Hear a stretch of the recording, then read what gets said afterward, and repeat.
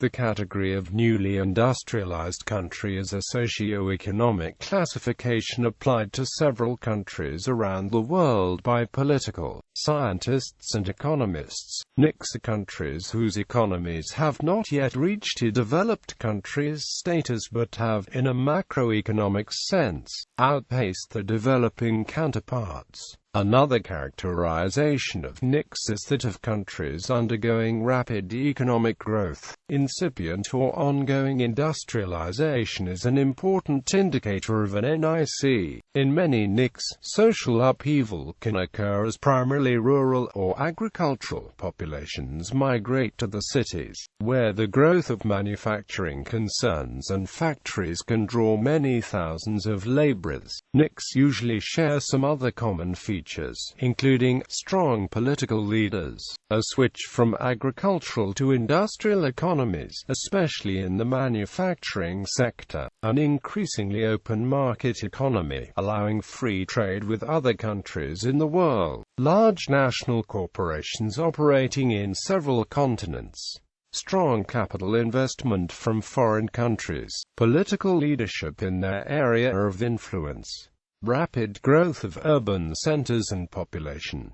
Historical context. The term came into use around 1970, when the four Asian tigers of Hong Kong, Singapore, South Korea, and Taiwan rose to global prominence as NICs in the 1970s and 1980s, with exceptionally fast industrial growth since the 1960s. All four economies have since graduated into advanced economies and high-income economies. There is a clear distinction between these countries and the countries now considered NICs, in particular, the combination of an open political process, high GNI per capita, and a thriving, export-oriented economic policy has shown that these countries have now not only reached but surpassed the ranks of many developed countries. All four economies are classified as high-income economies by the World Bank and advanced economies by the International Monetary Fund and U.S. Central Intelligence Agency.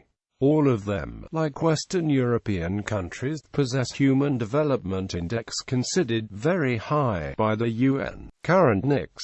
The table below presents the list of countries consistently considered NICs by different authors and experts. Turkey and South Africa are classified as developed countries by the CIA. Turkey was a founding member of the OECD in 1961 and Mexico joined in 1994. The G8+5 group is composed of the original G8 members in addition to China, India, Mexico, South Africa, and Brazil. Note: green-colored cells indicate higher value or best performance in index, while yellow-colored cells indicate the opposite. For China and India, the immense population of these two countries means that per capita income will remain low even if either economy surpasses that of the United States in overall GDP. When GDP per capita is calculated according to purchasing power parity, this takes into account the lower costs of living in each newly industrialized country. GDP per capita typically is an indicator for living standards in a given country as well. Brazil, China, India, Mexico and South Africa meet annually with the G8 countries to discuss financial topics and climate change. Due to their economic importance in today's global market and environmental impact, in a group known as G8+5.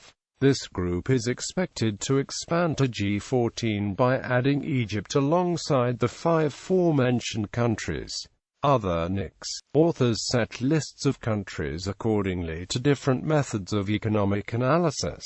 Sometimes a work ascribes NIC status to a country that other authors don't consider NIC. This is the case of countries such as Argentina, Chile, Egypt, Sri Lanka and Russia. Brief economic analysis.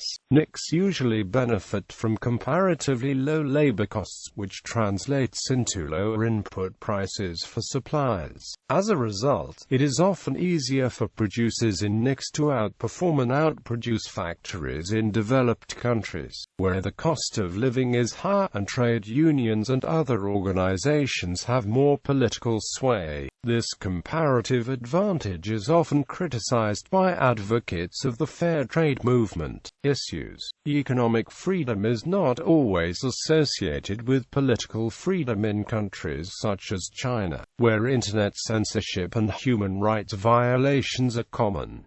The case is diametrically opposite for India. While being a liberal democracy throughout after its independence, India has been widely criticized for its inefficient governance and slow process of structural reform. Thus, while political freedom in China remains limited, the average Chinese citizen enjoys a higher standard of living than his or her counterpart in some regions of India. Meanwhile, South Africa faces an influx of immigrants from countries such as Zimbabwe, although many also come from Burundi, Democratic Republic of the Congo, Rwanda, Eritrea, Ethiopia and Somalia. While South Africa is considered wealthy on a wealth per capita basis, economic inequality is persistent and extreme poverty remains high in the region. Mexico's economic growth is hampered in some areas by an ongoing drug war in the north of the country. Meanwhile, other NICs face common problems such as widespread corruption and/or political instability, as well as other circumstances that cause them to face the middle income trap.